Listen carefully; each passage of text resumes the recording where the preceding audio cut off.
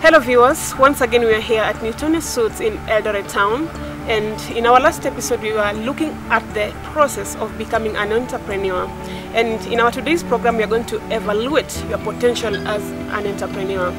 My name is Regina Kinyi, and in our panel today I have our resident panelists. I have Mr. David Sergon, a lecturer of entrepreneurship, Moi University, and at my furthest end I have Dr. Bernard Nashuma, a senior lecturer of entrepreneurship, Moi University. Welcome.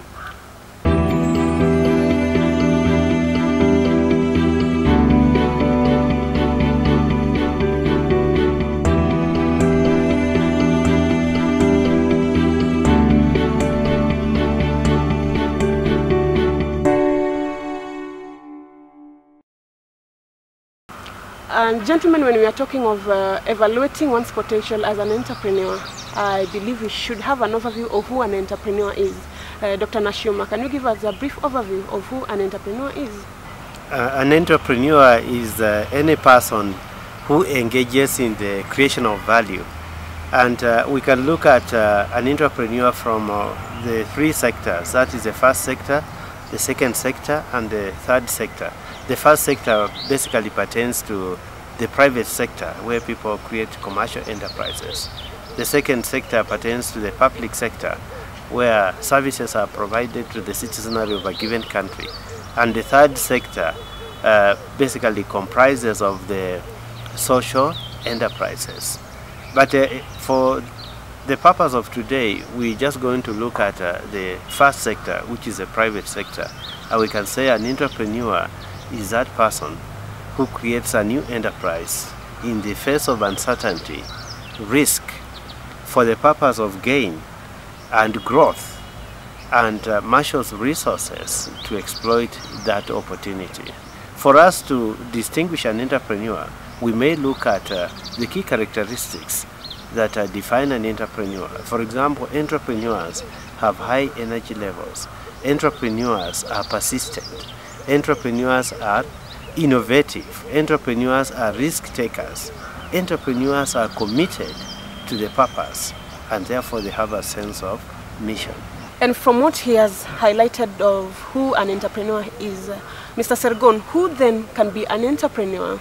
When you are talking about an entrepreneur, it is important to appreciate that there are two categories of entrepreneurs. We have what we call a pure entrepreneur and induced entrepreneur. A pure entrepreneur is somebody who decides to actually venture into the enterprise or the new venture. But induced entrepreneur is one who will be induced by other factors. It could be pull or push. In fact, in other definitions, they call it a necessity entrepreneur, while the other one is opportunity-based entrepreneur. Now, when you are dealing with the aspects of entrepreneurship has been alluded earlier on, an entrepreneur can be drawn from any person. We do not have to say that a person must belong to a specific class to be an entrepreneur. So entrepreneurs can be drawn from the educated unemployed, like you have done your degree program, you want to look for a job but then there is no job, then you can decide to become an entrepreneur. You can become an entrepreneur if you feel like the job that you are doing is not fulfilling. You can be an entrepreneur if you feel like what you are doing is actually not what you're supposed to be doing. Sometimes our hobbies may override our professional line of duty. So somebody can quit a very nice job just to be an entrepreneur. Others could be the what we call the minority groups. People who are displaced can end up being entrepreneurs. Fellows who are oppressed maybe at their place of work can be entrepreneurs. And of course, the mother of all entrepreneurship strategies is actually the necessity aspect, where you're being driven by necessity to really venture into some opportunity. But most of us actually end up being entrepreneurs because we want to supplement our incomes. So if I'm employed, then I can start a business as a part-time so as to support what I'm doing. So generally, I think everybody can be an entrepreneur depending on what kind of business you want to be. So entrepreneurs can be drawn from all spheres of life. And from the descriptions you've given, what leads one to become an entrepreneur? The decision to become an entrepreneur is based on the desire to change from the current lifestyle to a new lifestyle. And that is propelled by the current conditions within which one finds himself or herself. equally, it could be the working conditions within which one finds himself or herself. And these conditions, once they are changed, the potential entrepreneur will have to abandon the existing conditions to adapt to new conditions. But most importantly, this is driven by the push or pull factors. We can talk of the push factors being negative in the sense that you have got no choice. And in most of the instances, you find that people who are pushed into entrepreneurship set up necessity entrepreneurial ventures, while those who are attracted, that is the pull, set up opportunity-based enterprises. The changing from the current lifestyle to a new lifestyle is driven by basically two key components. That is the desirability to change and the possibility to change. I'll look at the possibility to change. Firstly, the cultural value system in a community, especially which rewards or respects entrepreneurship, may drive one to venture into entrepreneurship. Secondly, the subcultures that do exist in various communities could also be a major driver of one to get into entrepreneurship. We also have the family unit, which is instrumental not only in the motivation but in the propelling one to have the desire to venture into entrepreneurship. Again, we have the peers, like in institutions of learning, whether it's a primary level, whether it's secondary level, whether it's a university, even in the place of work. Such a people will propel one to have the desire to venture into entrepreneurship. Mr. Sergon, what's your take on the same? Based on the desirabilities that Dr. has mentioned, other possibilities that can influence one to decide to be an entrepreneur include the government. Governments play a very critical role in trying to really influence the environment within which enterprises operate. If they facilitate infrastructure, they facilitate maybe the legal, political requirements, you'll find most entrepreneurs find it so easy to really start up some businesses. Another issue that always can push these entrepreneurs to decide is actually the role models. You see a role model like Richard Branson. He began from scratch and is now a billionaire. That can encourage you. Locally, we can have our own models, which we look at them as our role models in terms of entrepreneurship. And we've seen what they've really achieved. So people can look at the role models and they do that.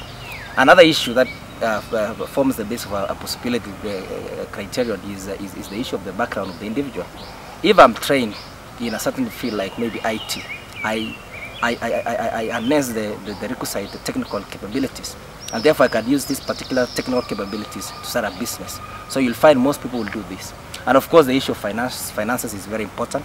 If we have maybe a pool of finances given to certain sector of entrepreneurs, they could be youth, they could be women, they could be people with disabilities, they could be what we call the minority groups. If they're given their finances and they're offered maybe the requisite training to engage in businesses, you'll find that most of them will actually have that particular possibility of joining to be entrepreneurs. So the supply of entrepreneurs is actually, as he puts it, is occasioned by what people desire to do to be entrepreneurs, and perhaps maybe the capabilities offered through possibilities. So that is the movement from what we do and up to what we want to do as entrepreneurs. So those are the issues that can really guide entrepreneurs to decide to create some new ventures.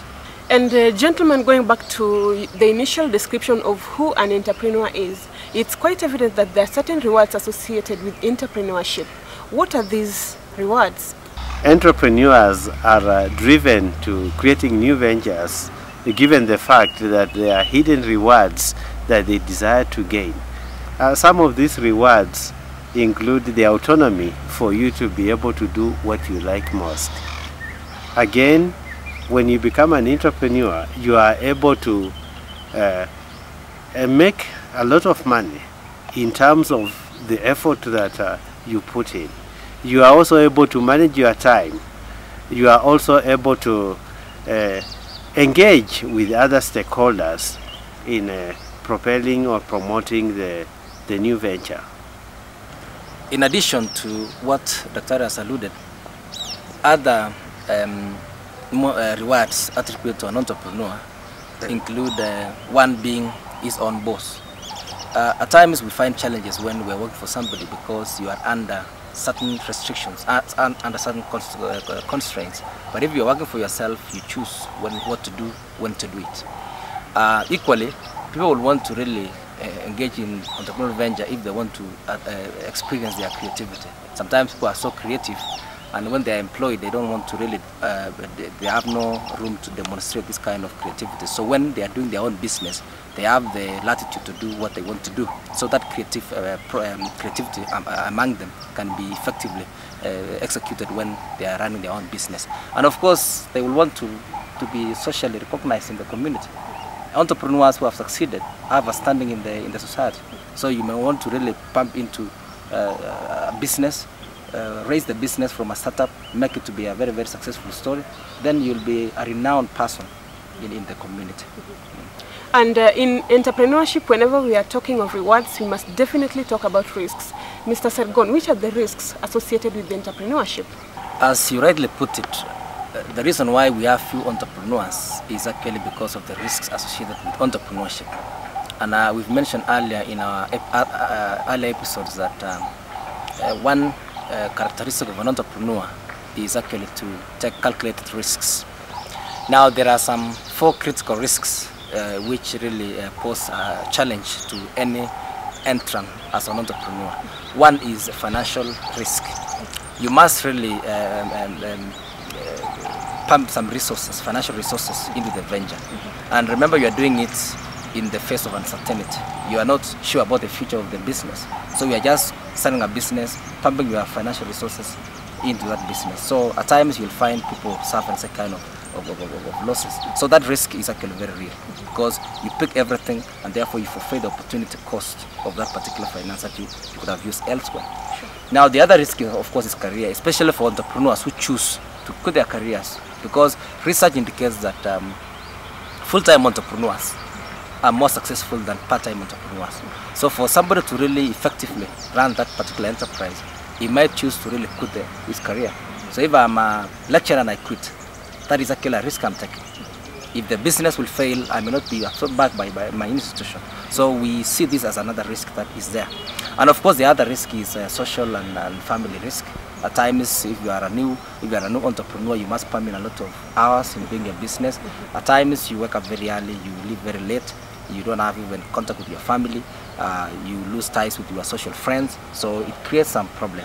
But the most critical one, which we may not be able to physically see, is what we call the psychic risk, which is actually about our psychological capabilities.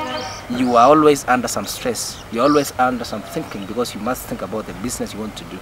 If the business is not doing very well, it is you to solve that particular stress. How will I really raise more funds? If you are seeing the business, and in most cases when businesses are being begun, you always crop in the dark.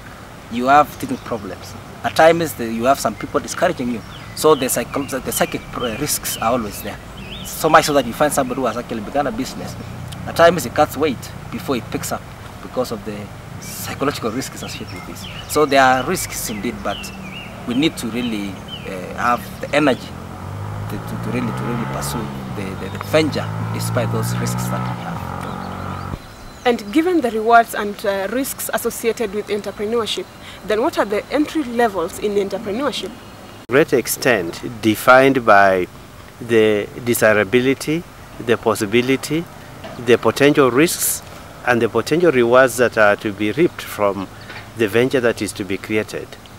In most cases, we find that when a potential entrepreneur sets up a new enterprise, that is a very good entry point because the idea will not have been put in place or exploited.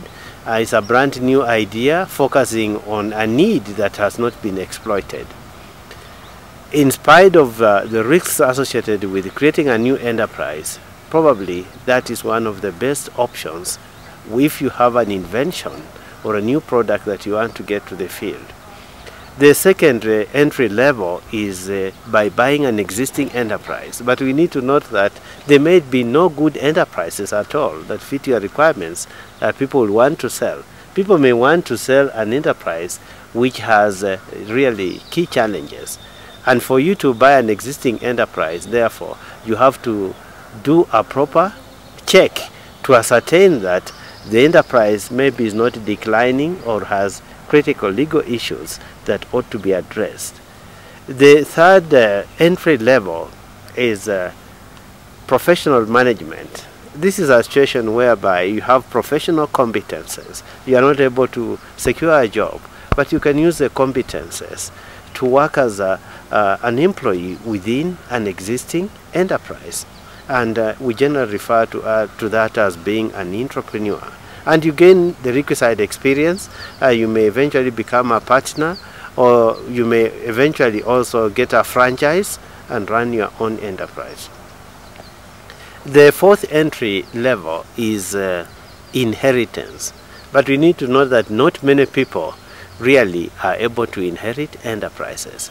But if it occurs that you have the opportunity to inherit, then proper steps must be taken to transfer the venture to the new owner before the expiry or probably the death of the person who would have handed it over to the inheritor.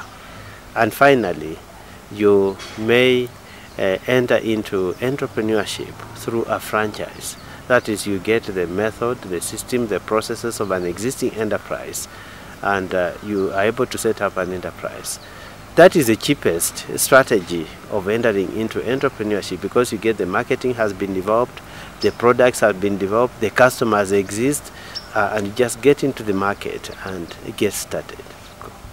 Additionally, as to what Dr. has put about inheritance, I think it's a very good way of entering a business.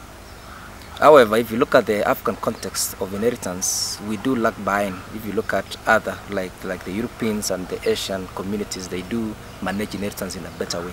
And the basic reason has been that most of these Europeans and the Asians tend to really inculcate entrepreneurship culture among their offsprings, so that if one generation is exceeding from the scene, the next generation has a person who has been mentored to take over.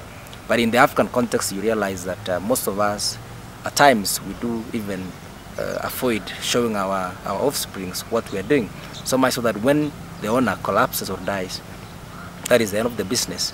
Or when somebody inherits a business, is not having the capabilities which have been really enhanced through experience. So we do believe that if inheritance is a level of entry, we expect that the persons who ought to inherit must have the capabilities which they've been, of course, appreciated through the learning experiences of the business, so that they can run it smoothly.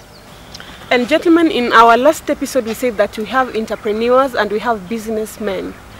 This being the case, what are the critical entrepreneurial skills that needs to be embraced by all entrepreneurs out there? For one to become an entrepreneur, critical entrepreneurial skills are vital because these are the skills that help to nurture the newly created venture.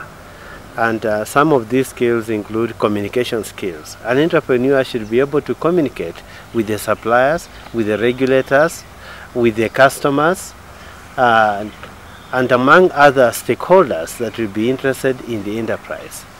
The entrepreneur should also be able to network, should have networking skills. And networking skills are vital in the sense that they help create relationships that are beneficial to the enterprise. Equally, entrepreneurs must have negotiation skills, and they should be able to negotiate with the employees, should be able to negotiate with suppliers, should be able to negotiate with the regulators, among others.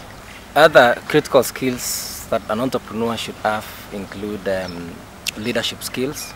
Remember, running an enterprise is about being in charge of an entity. And therefore, you must always demonstrate some leadership skills in terms of managing the resources, managing the human resources, managing the partners that you have in the business. And if you are running maybe something like a partnership, it's a very critical trait for an entrepreneur to know how to really relate with the partner. Another skill which is very important is resource mobilization skill. We need resources, and these resources are not really available. So you must have the ability to really address your concerns to the persons who can help you. So you must have a skill on how to harness these resources. And finally, other skills include time management skills, where an entrepreneur needs to really manage time in running the business. Another one which is very critical is decision-making skills, because you must make a decision, and more often than not, decisions made by entrepreneurs are very, very critical and are very painful at times. So you must have that capability of trying to scrutinize, synthesize, and then you now make the decision. And of course, critical thinking is important. You must really have that ability to analyze issues, synthesize, and then make a decision based on those analytical capabilities as an entrepreneur. Assuming that there are people out there who are already in businesses, how can they increase their potential to become successful entrepreneurs? Dr. Nashima. Once an individual has decided to become an entrepreneur, it is extremely important that you study the industry in which you want to set up your enterprise. The understanding of the industry is vital in the sense that it will help you identify market gaps that do exist in that industry. And once you have identified the market gaps which can be translated into opportunities, then you need to analyze your personality and business preferences. That's important, because you create an enterprise, it's a lifelong engagement, and hence you must really be careful about your personality and the business preferences or enterprise preferences that you do have. Once you have done that, then you need to acquire critical skills, the skills that will drive you through the entire entrepreneurial life process. In line with what my colleague has mentioned, other ways of enhancing your success rate is to build a good network. That network, of course, will bring on board the clients who will do business with you. The network will look at people who will supply you with raw materials. It could include also people who supply you with maybe other components. It will include people who work with you in terms of regulators. So that particular network will really make your business run in a fluid manner. Significantly also is that you need to really have some mentors. A mentor is very important, because these are people who have actual experiences in the kind of business you are dealing with. As he has put it across earlier on, you need to engage in a business that will actually rhyme with you, what you like doing most. Don't do something which is stressful for you. So if you've chosen maybe to do a business like photography, for example, you need to look for mentors. People have done that so that they can be able to help you learn maybe how to mitigate some challenges that you face in doing this. And generally, that's actually learning about the industry strategies that you need to employ. And finally, you need also to really have a feel of how entrepreneurs, even in other fields, do. Because generally, the common denominator of entrepreneurs is that there are certain success traits that they apply in what they do. So if you are going to be perhaps maybe engage with them, if you are going to read maybe biographies of such kind of fellows or autobiographies of such kind of fellows, this will enhance your capabilities of enhancing the success rate of your venture. And gentlemen, if there is an entrepreneur who is watching us right now and he wants to gauge himself whether he's successful or not, what are the important attributes that he should look at? For an entrepreneur to be able to gauge whether he or she is successful, there are a number of things to look at. And firstly, and most importantly, the level of passion that that given entrepreneur has. Passion is what drives one to have the desire to create value in the society. The second aspect is having a product, and that is very important, because at the heart of entrepreneurship lies the provision of a product that will fulfill the customer need or solve the customer problem. In addition, entrepreneurs need to have a sense of perseverance. If you look at most businesses, when an entrepreneur is setting up the business, they seem to be having a lot of energy. They are full of energy. But once this business has opened its doors, The first few days, the entrepreneur is very busy, friendly, is accommodative, but then after a short while, you realize the kind of energy wanes off. This is actually one reason why most businesses fail, because they lack that perseverance, that ability to really put a lot of energy in running the business all through. So we expect that if you've started a business, ensure that you really pump a lot of energy at the initial stages until you win some loyal customers in the business. The other issue, which will also be used to gauge whether you are going to succeed, is the issue of risk taking. You must really take what we call calculated risks. Remember, in entrepreneurship, we are venturing into the unknown, and more often than not, there are so many uncertainties which you need to deal with. So you must have that capability of trying to really assess the risks that you're going to take, so that you don't really plunge into a lot of losses at the end of the day. And finally, and more importantly, is what we call the execution intelligence. Execution intelligence is the capabilities that you have in terms of running the business. So you look at the competence of the entrepreneur in terms of managing finances, in terms of managing time, in terms of managing the human resources, in terms of managing networks, and other competencies that are tied to this particular execution, so that when you're executing, maybe right from the startup, as you grow the business, you must have those capabilities to really move the business to the next level. Thank you so much, gentlemen, for your insights on evaluating your potential to become an entrepreneur. May I please have your final comments? It's important to appreciate that being an entrepreneur is a way of life, and that it is not really something which is a preserve of a specific class of people. Any person can be an entrepreneur. But I want to urge all of us that we avoid being imitators. Don't imitate somebody else because he's doing well in his business.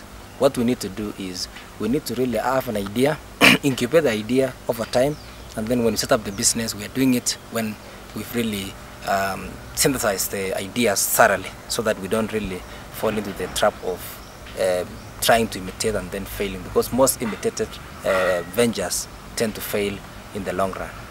In evaluating your potential to become a successful entrepreneur, it is extremely important that you cultivate an entrepreneurial spirit. And in this regard, you must have a sense of mission.